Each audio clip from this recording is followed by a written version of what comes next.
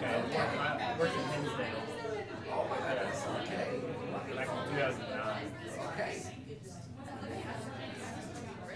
We both grew up in Pleasantview. Okay. Moved away and came back. Well, I didn't go to high school there. Yeah. I worked, it was a campaign that I was up there for. Anyone remember? It was the Senate primary. Mark Kirk won back in 2010. We're a big friends. Oh, I ran a campaign against him. Oh, you ran against it? Who was that? It was Patrick Hughes. So I was I graduated. It was 2009-10. So, but I was young and I had a friend call me and say, "Hey, you want to move to Chicago for 100 days?" And I said, "It sounds Good promising." morning. He's like, "You're gonna lose, but great experience." So. Welcome to the session that we're holding on the state of social media in our current political landscape. We are very fortunate to have with us this morning Michael Sullivan, who is the Executive Director of the Tennessee Republican Party. He's held a number of posts, and we're very fortunate to have him here today because the schedule is really pretty hectic. So, Michael, thank you so much for your willingness to be here this morning. Michael's a graduate of Hanover College. And for those of you who are not familiar with Hanover, it's a little bit north of Louisville, Kentucky. It's a really fine liberal arts institution where he graduated with a degree in political science. Now, he served in a number of positions with the Republican Party, including state director, the Republican National Committee in 2015 and 2016, deputy executive director of Tennessee Republican Party, and the political director for the Tennessee Republican Party in 2011-2012. So again, we're very, very fortunate to have Michael here, and he's agreed to share with us some of his wisdom about how it is that social media works right now during the course of political campaigns. So I'm going to start off by asking Michael to describe a little bit about how he got interested in politics and how he sees the evolving role of social media in political campaigns. Yeah, thanks for having me. I first got involved in campaigns and politics right after I graduated in 2007 from Hanover. I actually had a liberal arts degree with a poli-sci major and philosophy minor, so I was well equipped for the real world that everyone was fighting to try to hire me. I went back home and worked my summer job at on an assembly line at a plant in Indianapolis, and my shift ended at 3, so I would go down to the Indiana Republican Party headquarters and volunteer because I'd interviewed for a few things and they said, "You don't have any experience, come pop in, get some experience when you can." So I just started showing up. What do you need me to do? And one day they asked me if I could drive an RV. Never driven one in my life, and I immediately said, yes, I absolutely can. It was the Mitch Daniels for governor re-elect campaign. The first time he ran, he traveled the state in this RV far more thoroughly than Bill Lee just kind of did that on his last campaign in Tennessee. But Mitch was very dedicated to being on this RV constantly. So I knew exactly what it was and knew that if I had wrecked it, I'd be not working in politics ever. But I just always had a general interest in it. Knew that it was getting a foot in the door. If you do have an interest in politics, just show up, see what you can do to help, volunteer, become a familiar face, and from there, someone will eventually ask you a question of, "Can you do this?" And you should just say yes. From there, it's funny, it's 2007, 2008, I remember when they made the Mitch Daniels Twitter account, and everyone was kind of like, "Well, what's Twitter?" And, "Oh, you should get on it, it's this rising social media platform," and we were still trying to figure out Facebook.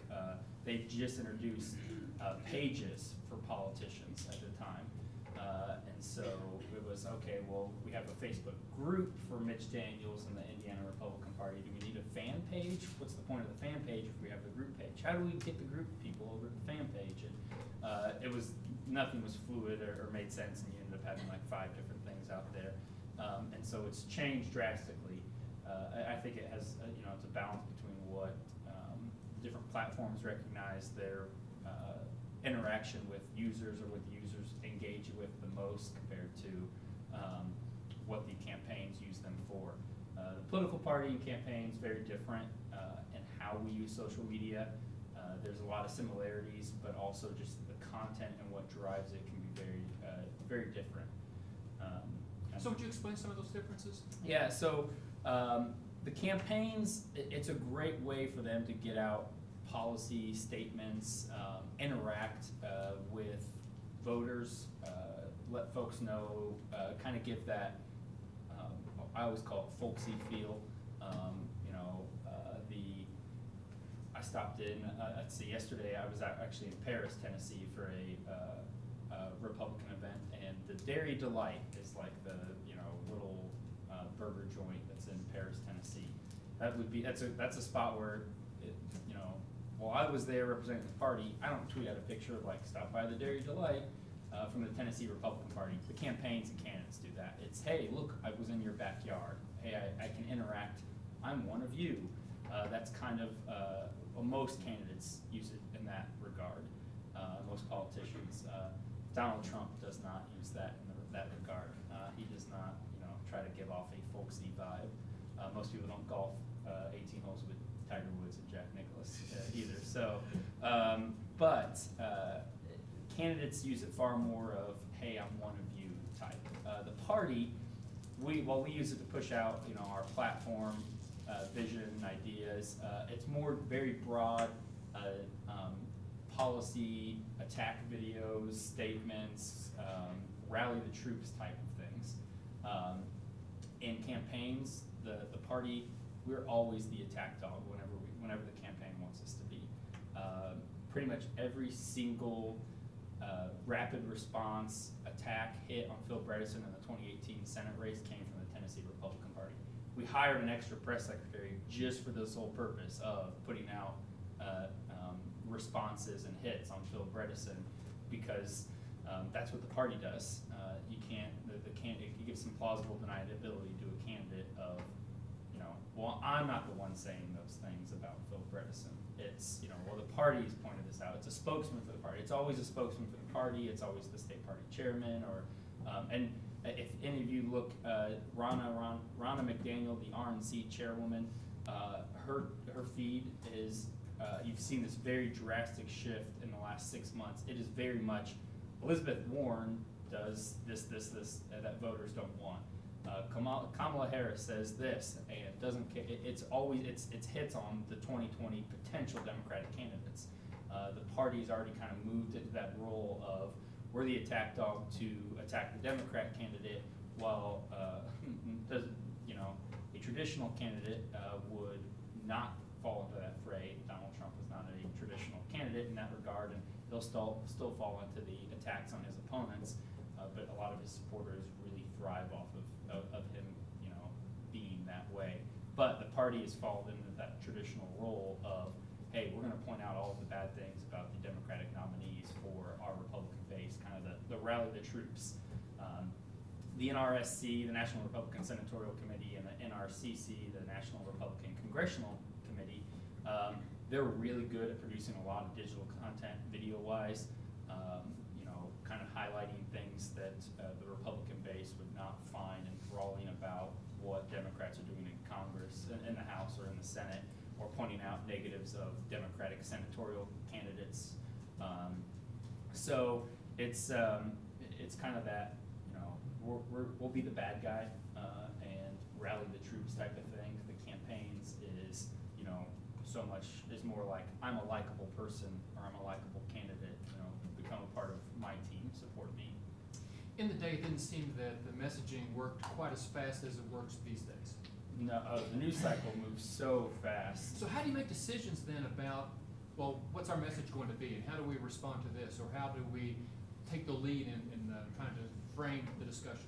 Yeah, it is a mix. I mean, in 2019 for us, like, we can easily put together a messaging calendar for the party and say, well, you know, from June and or January, February, March, we're going through our county party reorganizations, which is gathering, electing local officers for the county Republican parties. And okay, how do we make sure it's more events focused, get people out to these things? It's an off year.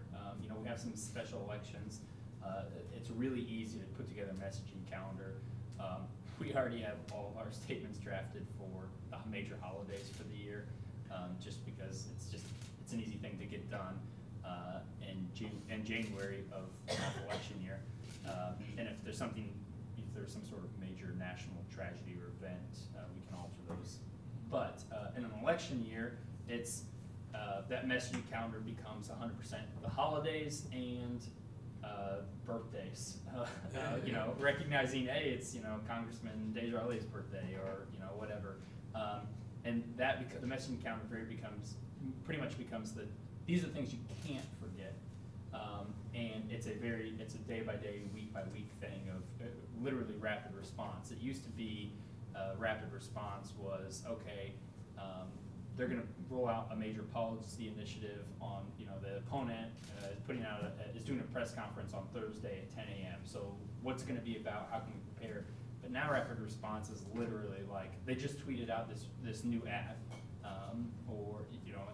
you can see when ad buys are placed and know when a new TV ad is going to come out and kind of plan for that. You could plan for it.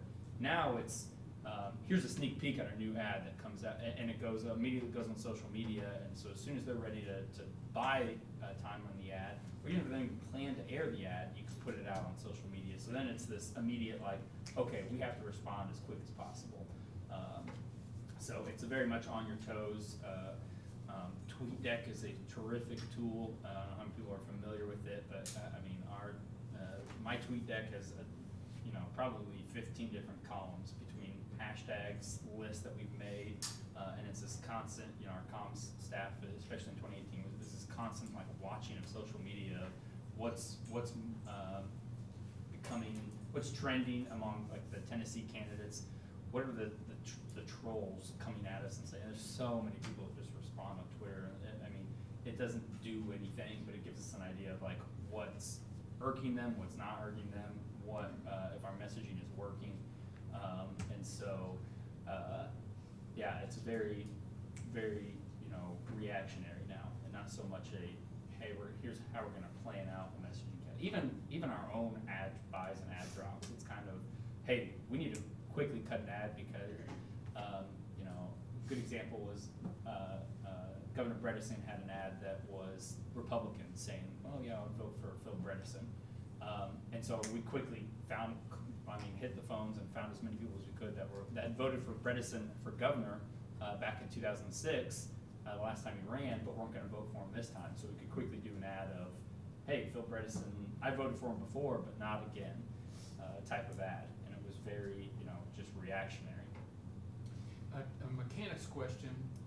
The folks who are drafting these announcements they're going to send out on social media about holidays, are those interns? Or thinking about these people who might be looking for jobs or internships? Yeah, we actually do that.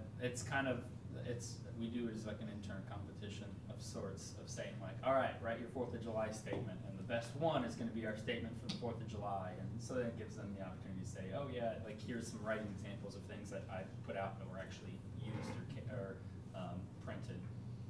So it'd be really useful if someone is thinking about politics or public service to begin serving those kinds of internships. And there are lots of them available, I'm assuming? Yes, and especially the campaigns are always looking for extra bodies. The Marshall for Senate campaign, we had a number of interns that they came in and said, how can I be helpful, or what can I do? And we found things for them to do, and the ones that had useful skills and abilities, they got put on some of the more interesting things. We had one guy just graduated, had come out to Tennessee because he wanted to get involved in the Senate race, started as an intern, and he ended up doing the vast majority of our video responses that we put up on Facebook and Twitter, because it was literally, who can put this together? I had put together a handful of them, but my plate got so full. It was, who can make a video? Who's good with iVideo? And he stood up and said,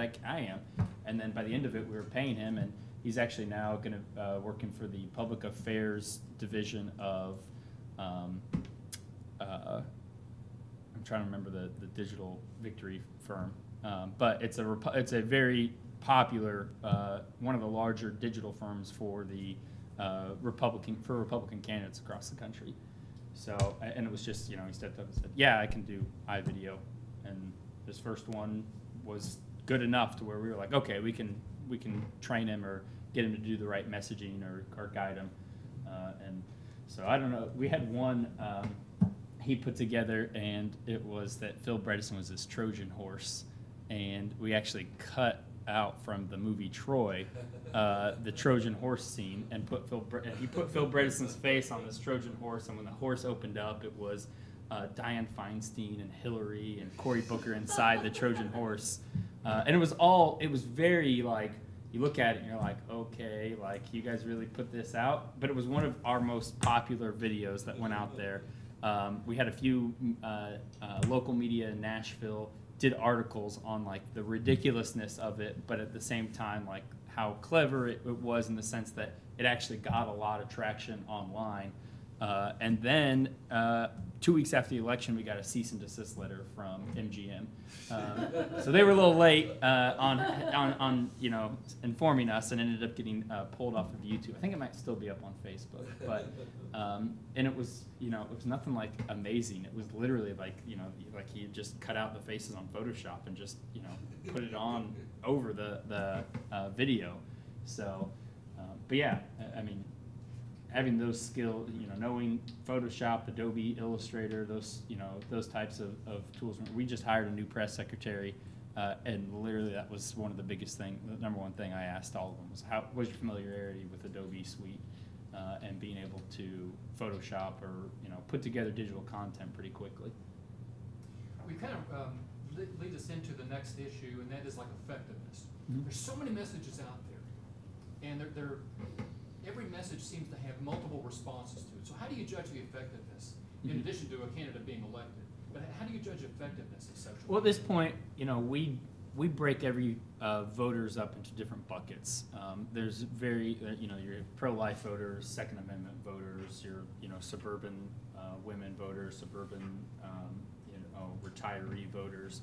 Everyone, and so like when we put things up on social media.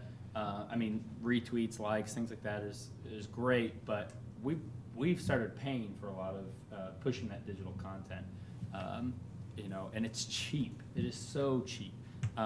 Facebook, we probably spent like $30,000, $35,000 on Facebook advertising this cycle, which we were actually one of the highest as far as budgets go or amounts spent. I don't know if any other state party spent more than us. But with that, we got 2.2 million impressions from our posts, 1.9 million video views with a reach of 522,000. So on average, someone's watching our videos 3.5 times of the people that we're reaching. So that's really cheap for 1.9 million, and the video views are like full through. Like they watched the entire 30-second, 15-second, however long it was.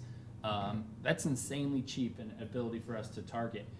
Facebook will produces a relevancy score for your paid advertisements, and basically tells you, based on the number of impressions and the number of clicks and video views, on a scale of 1 to 10. If we were below 8, it was okay. We've got to change this target audience. And eventually, we've kind of found a sweet spot of okay, these are the people that we're engaging with, that are watching things through. Facebook has a fantastic platform for advertising. We could actually, significant amount of progress in data targeting is in campaigns. We could export our voter file of here are the 500,000 swing voters that we absolutely need to hit. Upload that universe into Facebook based on like name, birth date, address, zip code. Facebook would come back and say, okay, of the 500,000, we matched 375,000 with Facebook profiles, and then you target that universe. So you're not targeting, I want people who like, Donald Trump and like Fox News and I'm targeting the exact people that I want to target, and so then when your relevancy score says 8, 9, it's like great. The messaging we're putting towards this universe is spot on because they're engaging, they're clicking, they're watching. Twitter, awful advertising platform. It is not made for campaigns, and the platform. Twitter itself is not so much. It's a lot more scrolling, less interacting. The people who are responding to tweets, interacting with a lot of for politicians, they're crazy. They're crazy people. So one of them, a kid named Jacob Wall, he got permanently banned from Twitter yesterday, and we were just like, Thank God. I mean, just a nut job that got famous for just writing crazy replies to Trump tweets throughout the campaign, and people, it'd be like, he'd get a couple likes and it'd be enough, it'd show up the way the platform's set up that it was the first reply people would see, and then all of a sudden he's got like 500,000 Twitter followers, and he was a nut job. And most of them are. Anyone that's, and McKay Coppins at The Atlantic had a great piece on these crazy people and like how they purposely are replying with crazy things to get more followers, to have a bigger interaction and reach. And so it just goes to show, though, is that Twitter is not the platform to engage, or, to push a lot of digital content. It's great to get people riled up and energize your base, but it is not for getting a message out of on a campaign. Google and YouTube, great advertising platforms. We used it for both, the videos of the paid advertisement videos that you get before you're trying to watch something on YouTube. That's fantastic targeting. Google has two different departments. They have a Democrat and a Republican department that purposely works with the different campaigns. So we could call up and talk to somebody at Google that was with the Republican campaign division, essentially, and they were like, okay, yeah, this is what you need to do. Here's how you need to target. Totally walled off from the Democrat side. They're basically firewalled, but so there's opportunities there for careers in digital and communications. Are there any differences between what happens at the state level versus the national level? Because the national level seems to get, I guess, the most public scrutiny. Mm-hmm. Yeah, I mean, yes and no. It's just the level of scrutiny, or I guess the number of eyes that see the scrutiny. You do something stupid on social media at the state level, and local state house reporters are going to pick up on it. They're going to see it. National. What was the Congressman Matt Gaetz yesterday? Yes. Oh man, I don't know. Anybody know what I'm talking about? He tweeted something like, Michael Cohen is going to his congressional hearing today, and he tweeted something like, does your wife and kids know about all your girlfriends? And it was just like, what are you, like, just an insanity that a sitting congressman would say something like that. But if a sitting state rep said something like that, local state house reporters would be all over it. It wouldn't become national news per se, but the state house reporters would be like, what is, and all of a sudden you're like the state house comms staffers and us to some degree are in damage control. Like, okay, how do we fix this? Well, that kind of leads us into the next issue. What's it like to work with a candidate? Some candidates, depending on whether they're old school or new school, see social media differently. So what's it like working with a candidate about his or her social media? I mean, it totally depends on the candidate. Some of the old school candidates that aren't that into social media, it's, whatever, you guys do what you need to do or whatever you think is best, which is great, gives you some autonomy. And then there's others where they're very engaged in social media, they use it a lot, and it makes you very nervous because you don't know what they're gonna, and they have that control. Our state party chairman is not on social media, and he jokes to us like, I think I might get on Twitter, and we're like, no, do not. You do not need to get on Twitter. That's just one thing that we have to worry about. So, it's definitely a generational thing as well. You see younger candidates using the platform very well. They know what they're doing. Alexandria Ocasio-Cortez is really good at, she kind of started this, okay, I'm going to go Facebook Live and talk to people. And then Elizabeth Warren tried to do it, and it was this very like, hello, fellow kids type of like, in political circles, Republican and Democrat, both sides, like, as much as, you may not believe it, we talk to Democrat consultants a lot, and they talk to us a lot, and we get coffee and hang out because we're both kind of in the trenches of the same, business. But even that, they were just like, oh, it was brutal. And she's like, I think I'm going to get a beer. And she goes to the fridge. And we swear she like clinked all of the beer bottles she possibly could if you listen to the video. Because it sounds, oh yeah, my fridge has got so many beers in it. And her husband, oh, here's my husband. Would you like a beer? No, I don't like a beer. But you enjoy your beer. He said beers like 6 times in the video. But it was awkward because it was this like, okay, oh, the young, cool congressional girl did it, and I can do it too, and relate to voters. And then, Beto O'Rourke had some successes, but then he kind of fell into like a trap of his own success, where so many people were scrutinizing it and breaking down what he was saying, and he was trying to do too much, I think, at once. But the older candidates, it's very much you guys do whatever you think you need to do, which is like I said, it's nice because you have that autonomy. But you screw up, and then it's like that. They only hear about what's on social media when you screw up. I want you to kind of gaze into your crystal ball a little bit and think about the future, because this is something that's exploded in a relatively short amount of time. Because most political campaigns throughout the history of the U.S., social media was playing no role at all in that. But this has now exploded, and it seems to be dominating. So what's the future look like? We've debated a lot about, and I mentioned how cheap it was to do digital advertising, and who's going to be the first campaign that starts pulling money from broadcast and cable TV buys and puts it into digital. Because it's one of those things where, broadcast is king. Everyone spends the most money on broadcast television ads. In the fall of 2018, you couldn't watch. It was ad. And that was for Tennessee, it was a very unique experience because we haven't had a lot of competitive general election races in a while. I spent 2016 in Iowa, and during the caucuses, oh man, it was just. You were lucky if you saw a non-political ad. So who's going to be the first candidate? And maybe we'll see it in 2020 in like Iowa, New Hampshire, one of these primary states where a candidate is like, I don't have the money to put a bunch of money on broadcast TV. I'm just going to focus on digital and only going with a digital campaign strategy with maybe a little bit of some broadcast or cable there. So I'm really interested in who's going to be the first one to do that, because we all sit here and we look at the hard data that you get behind digital advertising, and knowing who's watching it, how long, what your interaction rate is, being able to target it so well to specific users.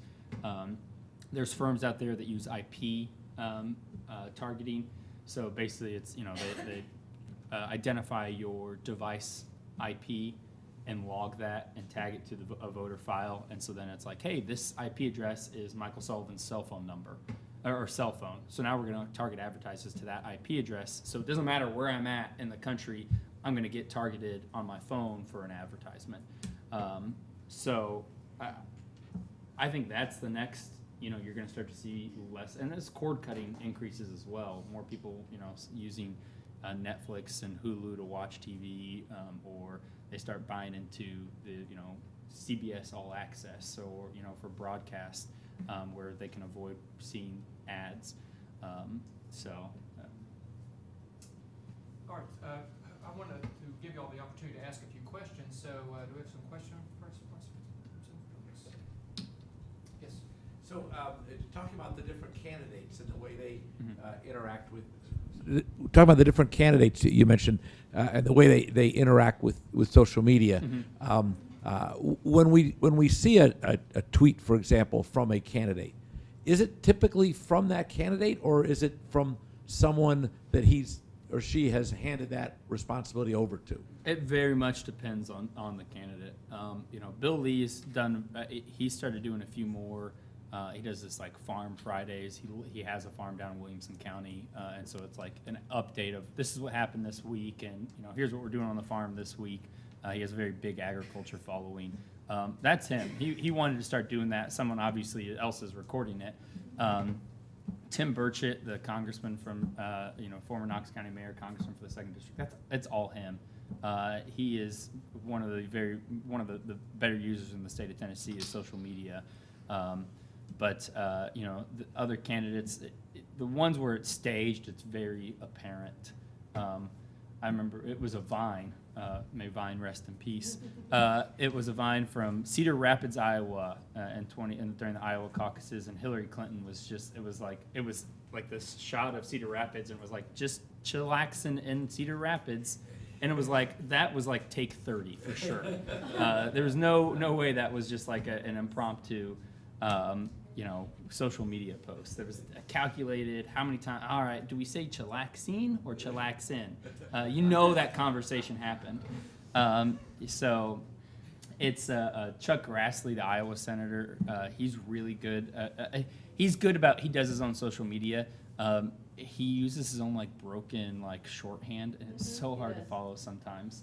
But he had bumper stickers for his reelect in 2016 that said, assume deer dead, because he had tweeted out how they had hit a deer on the road on the way somewhere, and then his next tweet was assume deer dead.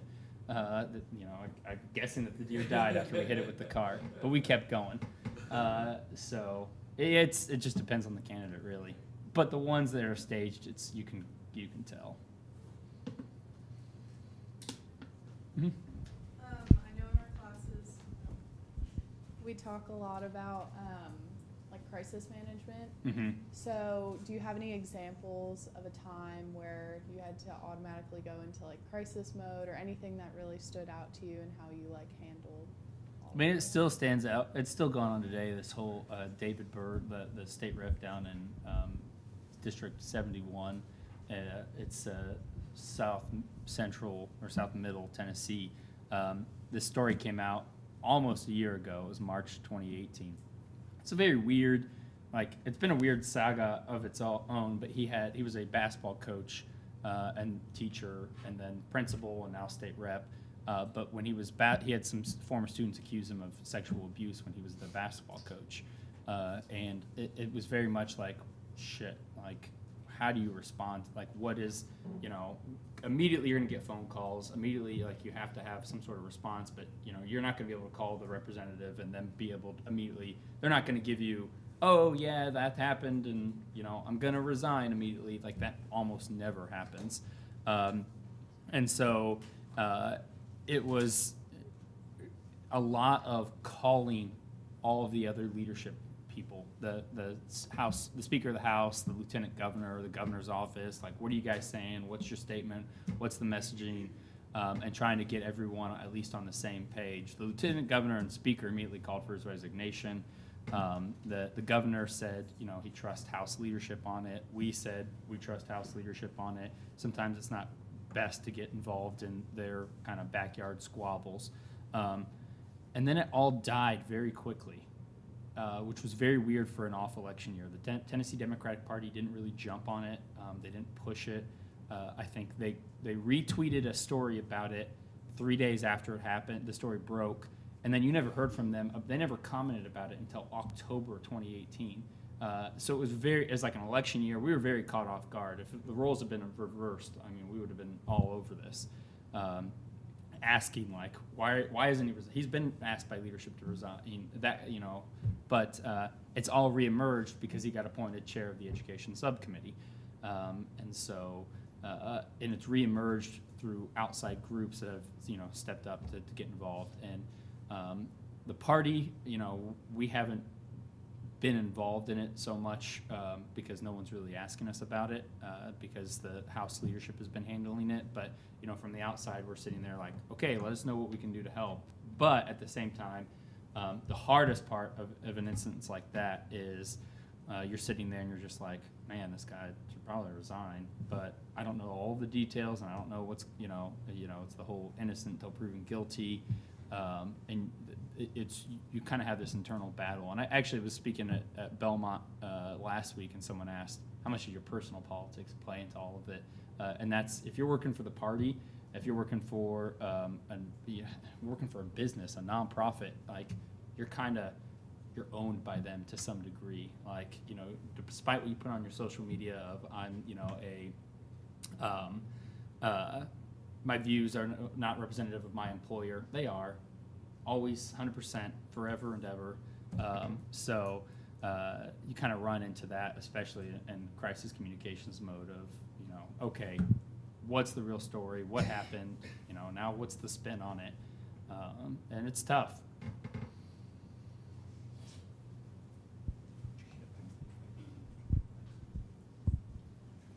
I was just wondering, so when I was in high school, I went door to door on behalf of Senator Bob Dole in Illinois, and so it's just interesting because my friend recently in Arkansas, when she helped with the campaign, she didn't do door to door at all. They just cold called and were on the internet all the time. So I was just wondering, like, how social media has transformed how you get the word out about a Mhm. candidate more than anything? It varies, but it depends on the campaign. Door to door is still the number one, way to directly interact with voters. We've, kind of, the response rates on phones is like less than 1% of actual people that you get talked to. It's closer to like 20% on a good Saturday. A weekday, you're talking like 12 to 15%. So you hit 100 doors, you talk to 12 or 15 people. And that's really good. That's a good day. So door to door, as far as like the grassroots, that can certainly. We always say it's good for a field goal. A good ground game, a good field operation is good for a field goal. You'll get a boost of 3 points if you have a much better ground game than your opposition. But social media, it's still advertisements, it's still mail pieces, and so for a statewide campaign, social media and digital advertising still plays a huge role in solidifying your base, energizing your base, and swaying voters. But some very local campaigns, it's more than a field goal, a good ground game. But a statewide race, you're talking like 3 points. So if they're sitting there saying this is going to be a head-to-head race and a coin flip, you need to have a good ground game. If it's Bill Haslam's reelected in 2014, you didn't need to knock on any doors. So I was wondering what the strategy of reacting to influencers that take to social media with political stances, Mhm. like for example Taylor Swift recently. Yeah, my wife was very oh, this is huge. She works in PR and advertising, but not in politics. And she's like, I think you're gonna that's big. Like she has a lot of reach. And I was like, yeah, but it doesn't sway it doesn't sway like the voters. It's Taylor Swift saying like, hey, this product, or I love going, to I don't even know what Taylor Swift endorses or pushes out, but I know influencers are like, hey, Orange Theory Fitness is fantastic. I've lost, and people are like, okay, all right. But then when it comes to political opinions, people hate when celebrity and you see a lot of it, stick to singing, stick to acting, they deserve their own political opinion and they have a platform to voice it, and absolutely. But there's a very small effect. We actually had some polling, and it was that 87% of likely voters in the state combined, it was either they had not heard about the Taylor Swift thing or it had not moved them, they didn't care what Taylor Swift had said.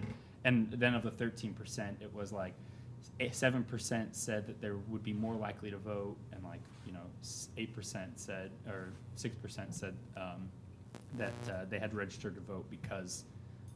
But when we called the Secretary of State's office and said, hey, how many are you having all these voter registrations pour in? And they're just like, it's less than a presidential year, but more than a normal midterm. But that's what we expect for an open Senate seat and open governor seat. So it just comes down to is a lot of people influencers rally the base. Certainly her supporters, it was Taylor Swift, they were so excited. You could see that in the Phil Bredesen following on social media. They were really excited about it. And it can energize your base, but it doesn't move voters. Mm-hmm. So, there's so much in the press and social media about, the Russians influencing our elections and other foreign countries. Did you ever see any ad either for or against you? We didn't place that. We didn't slam him. We didn't do that. Or we didn't endorse this. This isn't us. We actually are very unique in that the Tennessee Republican Party in 2016 was impersonated on Twitter by a Russian bot account. And it was actually popped up in the Mueller indictment on, I forget what the firm is, but it was a Russian troll house is what they called it. But it was this company in Russia that made all these fake accounts and were pushing things out. And this account was 10_GOP. There was also, oddly enough, NIN 9_GOP and abbreviated 11_GOP.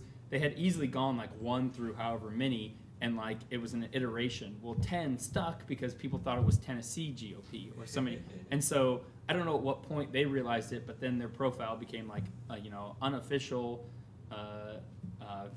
account of Tennessee Republicans, and then the profile was the state seal, and they tweeted out insane troll type stuff that got all these retweets, and they were all about these different memes, and we reported them to Twitter because we had all these people like, well, I can't believe you guys would say this, and we're like, what are you talking about? And they'd send us the post and be like, that's not our Twitter account, but people clearly think it is, so we reported them to Twitter on 3 separate occasions actually, and then finally it got shut down when they tweeted out it was look at the crowd at this Trump rally, and it was the Cleveland Cavaliers championship parade, and it went viral, and people were like, this is fake, and then Twitter shut them down, and then the Mueller indictment came out, and they were named in it, and then Twitter executives actually, in their Senate Homeland Security hearing, were asked, the Tennessee Republican Party says they reported you 3 times, and you did nothing, and Jack Dorsey's like, yeah, that's our bad. We missed that one. So yeah, it was just, dumb luck for them that it ended up impersonating us. But we still have people tweet at us today, still some of like the trolls that are still out there that spend their day, I call them keyboard warriors, that spend their day out behind their computer, tweeting at everybody. They're still just like, we don't believe that wasn't the Tennessee, or that you guys didn't know that these Russians were controlling that account. We had no idea, and it was very frustrating because they gained so many more followers than us. Another question? Okay, I have a little bit of a topic shift that I want to get to then, and going back to employment kinds of things. Yeah. What's the lifestyle like for someone coming out of school who is interested in politics and public service? They begin to do these things like maybe some internships, maybe some unpaid internships. What's the lifestyle like, and what's the kind of career path? So everything's entry level. I mean, you'll never, become a senior strategist straight out of college. It just doesn't happen. My first gig driving the RV paid $27,000 a year, and I was pumped. I moved back in with my parents and lived with them for almost a year until I got some roommates in a place. But I knew it was a foot in the door. It was getting experience. And so there's always, it's entry level work is exactly that. It can be a lot of man hours doing data entry or making media lists or Twitter lists or whatever it is. But if you're good at it and you get your shit done and campaign ends, everyone's kind of like, okay, how can we help you find a job? We had a staff just under the state party's umbrella of 59. And there's about a dozen of them. We were like, how can we get you a job? Where do you want to work? Because they were by far the best, hands down. No, we had a handful that took a semester off and they were going back to school, so we didn't have to, try to help them find a job. But the ones that did well, that we appreciate, that did good work, it was how can we find you a job? So it's that first job is just getting a foot in the door, doing whatever you can. So there's one guy, he works for a pretty well-known consultant, and he was an intern, and he would always just start asking about polling data, like, oh, what's going on here? And eventually the consultant was like, you're kind of interested in that stuff. And he said, yeah, and just, kind of just vomited all of this information. And he was like, okay, you're not going to be here anymore. You need to come work in this department, intern in this department instead, because you know way more than some of the other interns on this topic. And so he kind of found he did his intern work, he just did what he was doing, but then when he got the opportunity to hey, I know a bunch of stuff about it, he didn't say, I'd rather work over here, or this stuff bores me and I hate doing it, he was just when he had the opportunity to engage in conversation and prove hey, I know a bunch about this, or asking leading questions, it was, hey, you know a little bit more about polling data than you do on media clipping, so we're going to move you. So it's don't necessarily come across I know this and should be over here. If you get an internship, you get a job, run with it. Okay, we have time for one last question if anyone has one. If not, if you would please then join. If not, then please join me in thanking Michael Sullivan.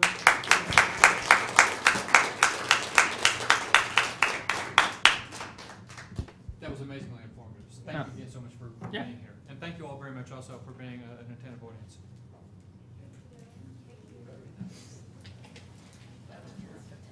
Thanks. Yeah, no problem.